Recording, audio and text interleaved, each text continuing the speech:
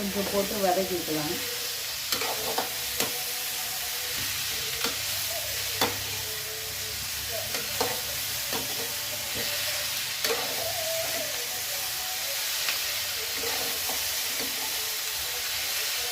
நீங்கள் மார்னிங்க்கு டயட் வந்து கோவக்காய் பொரியல் தான்.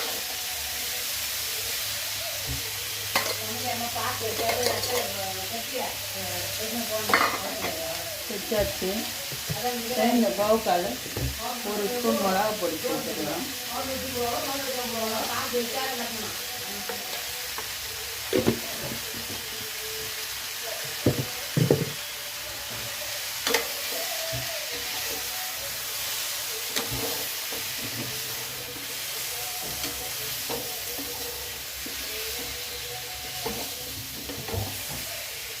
ஒரு ஸ்பூன் மிளகா பொடி சேர்த்துக்கோங்க.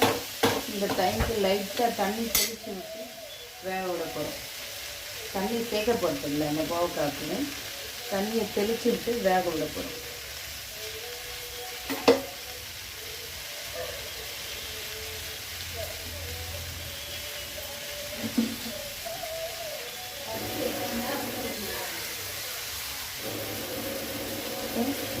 லைட்டாக தண்ணி சேர்க்கணும். கொஞ்சமாக தண்ணி சேர்த்து கொதிச்சு விட்டு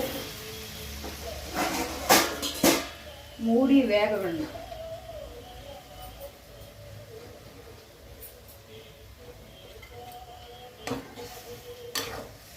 இந்த கோவக்காவை மூடி வேக வேணும்.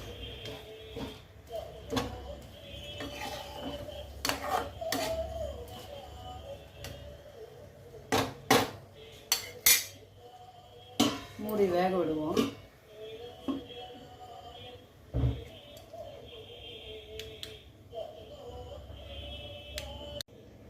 பாருங்க, சூப்பராக நம்ம கோவக்காய் பொரியல் ரெடி ஆயிடுச்சு. சூடாக கையை திறந்துட்டேன் அப்படிதான்.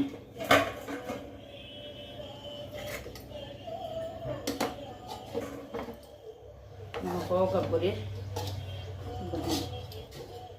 சூப்பரான நம்ம கோவக்காய் பொரியல் ரெடி ஆயிடுச்சு. பாருங்க, சூப்பரான நம்ம கோவக்காய் பொரியல் ரெடி ஆயிடுச்சு. இந்த டைமில் வந்து கொஞ்சோண்டு நம்ம வேர்க்கடலை தூவிக்கணும்.